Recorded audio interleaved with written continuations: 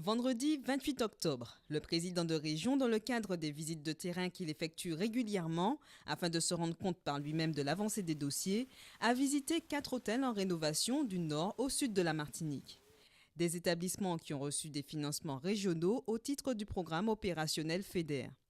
L'objectif affiché étant de redynamiser le secteur touristique en modernisant les infrastructures vieillissantes qui doivent faire face aux concurrents caribéens.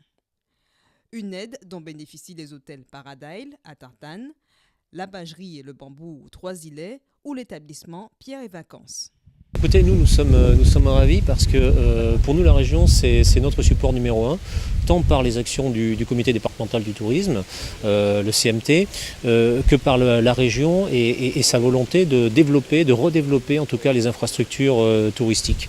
Nous sommes un hôtel, nous avons comme tout le monde des ambitions, déjà des succès, des ambitions, mais il nous fallait effectivement cet accompagnement de la région.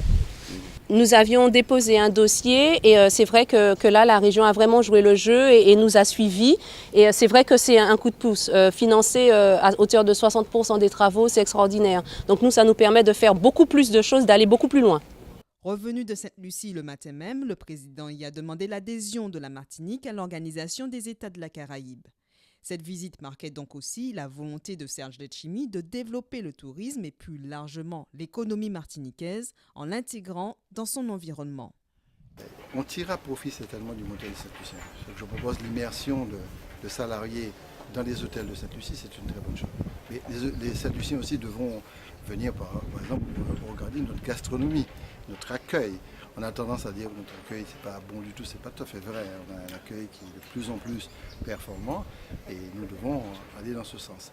Et ce qu'il faut tirer de la Caraïbe, pas seulement de Sainte-Lucie, c'est qu'on soit présent dans notre environnement. On est un petit peu trop étranger dans notre environnement. C'est pour ça que j'ai demandé très officiellement l'adhésion de la Martinique à l'OICS, l'Organisation des États de la Caraïbe, et pour nous permettre de rentrer dans un processus de partage. Il y a 3 thèmes, par exemple, sur la plaisance. Nous allons travailler avec eux pour voir comment on peut mieux attirer les grands yachts. La multidestination, c'est aussi quelque chose de précieux. S'il y a des gens qui viennent d'Europe et qui viennent ici, on peut absolument organiser les choses pour une journée ou 2 jours à Sainte-Lucie. Mais vice-versa, il faut que Sainte-Lucie, les gens qui viennent Sainte-Lucie, ils ouvrent aussi. Donc on partage des Brésiliens, des Canadiens, des Américains, descendent en masse du côté de Sainte-Lucie, il faut pouvoir les récupérer. Et puis, la dernière chose, c'est que nous avons en commun de gros enjeux en matière de transport maritime et transport aérien. Si on n'améliore pas le prix du transport aérien, du transport maritime, ça ne marchera pas. C'est pour ça qu'on a ouvert un chantier aussi commun de liaison maritime et aérien entre Sainte-Lucie et Martinique. Alors, dernière. Toujours dans le but d'améliorer la qualité de nos prestations touristiques, le Conseil régional va conventionner avec la production martiniquaise pour qu'elle se trouve dans les cuisines des hôtels, mais aussi encourager la formation à un plus haut niveau des professionnels du secteur.